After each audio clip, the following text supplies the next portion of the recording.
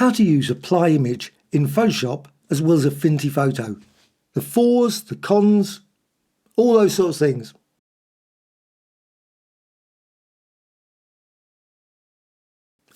Well, I've got Photoshop here, and I'm just going to go over here to Image and down to Apply Image. Exactly the same command name. So Apply Image and click there and you get this panel up. Now the one thing in Photoshop, once you've got a panel, you can't access the other settings. That's one really slightly annoying feature of Photoshop. So click cancel there. In Affinity Photo, so if I go to Affinity Photo now, I can select an image and make certain you select it. The layer needs to be selected. Then go to Filters, and you can see in this case, it's here, Filters, Apply Image. It's more like a filter effect. So Apply Image, and now you can manipulate it. So just go here, and you've got Load Source, you've got all these settings, and I'm going to run through those. So let's just go back now to Photoshop. So Photoshop, I've got this image, and again, make certain you select the layer.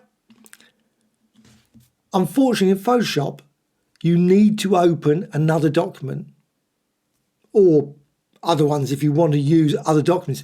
In Affinity Photo, you don't need to do that. You've got a load feature within the panel. But in here, you need to open it already. So here is open. So it's there, and now I can use it, manipulate it.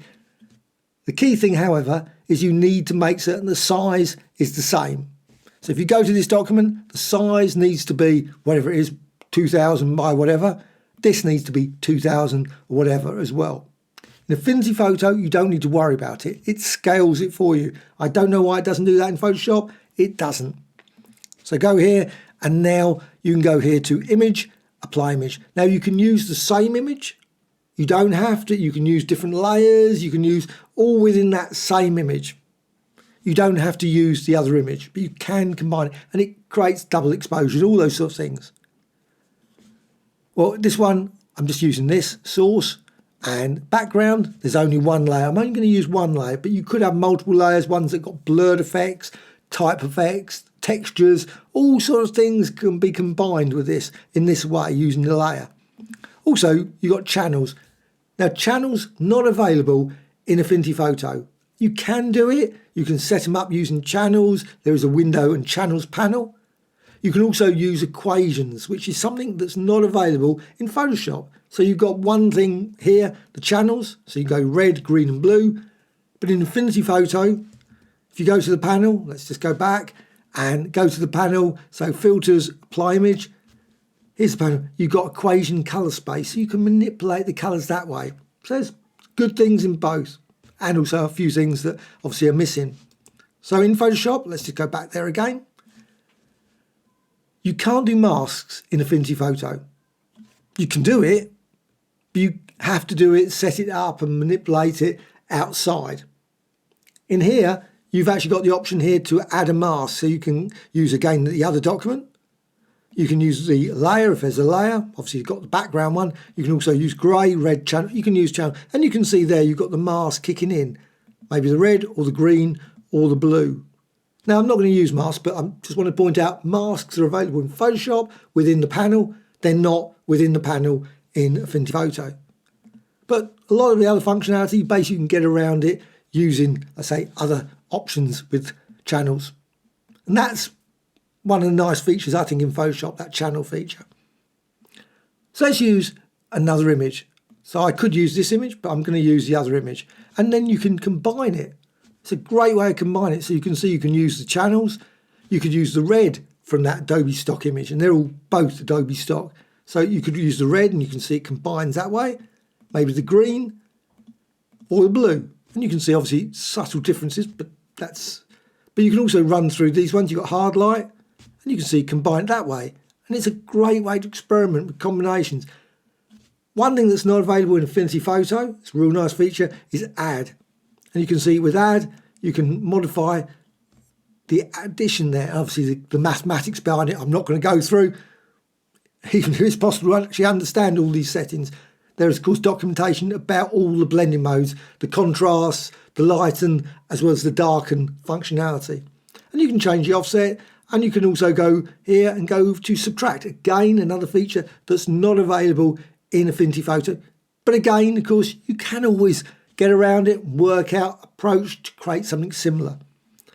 And offset, you can modify that, and you can see as you do that, it changes that way. And again, you can go for divide, exclusion. Now you'll notice there's a number of options here. You've got divide, you've also got difference, and so on. But if I click here, let's just click OK, and you can see it applied. If I go to Affinity Photo, let's go to Affinity Photo, and I'm using version 2, but exactly the same for version 1. There hasn't been any changes as far as I'm aware from version 1 to version 2, so you can use it exactly the same way. So I've got this image, I can go to Filters, and again, Apply Image. In here, I can load a source, so I can select a file. Now I could, of course, have that image maybe in the Layers panel down here and use it just that way. That's another way of doing it. Because you can use panels, you can just simply drag over any layer into here and use that, which is a great way of doing it. Very interactive, useful way. Also, you can use current layer as source. And you've seen this, you've done that. You'll notice you've got blend modes. There are a few more blend modes available. Unfortunately, not the add and subtract, but you've got soft light, you can see run through those, hard mix, all the standard ones. But there's also average, negation, reflect, glow, as well as, let's just go down to the bottom one, contrast, negate, I should say. You've got opacity, all those settings as before. So let's just go up here and go for one of them, so overlay. But another feature you've got, which I think is really one of the great features of Affinity Photo, is the equations bit. So equations, just click here, and you can see you've got RGB, grayscale, CMYK. So you can actually go for CMYK if you want. Go with cyan. Now obviously it's an RGB document, but you can see you can manipulate as well. So you can just go here times 1.3, and you can see it obviously gets slightly redder. You don't have to do it that way. You can use obviously RGB instead. But SR divided by 2, so you want to get obviously a slightly bluer image. You don't have to go with that, of course.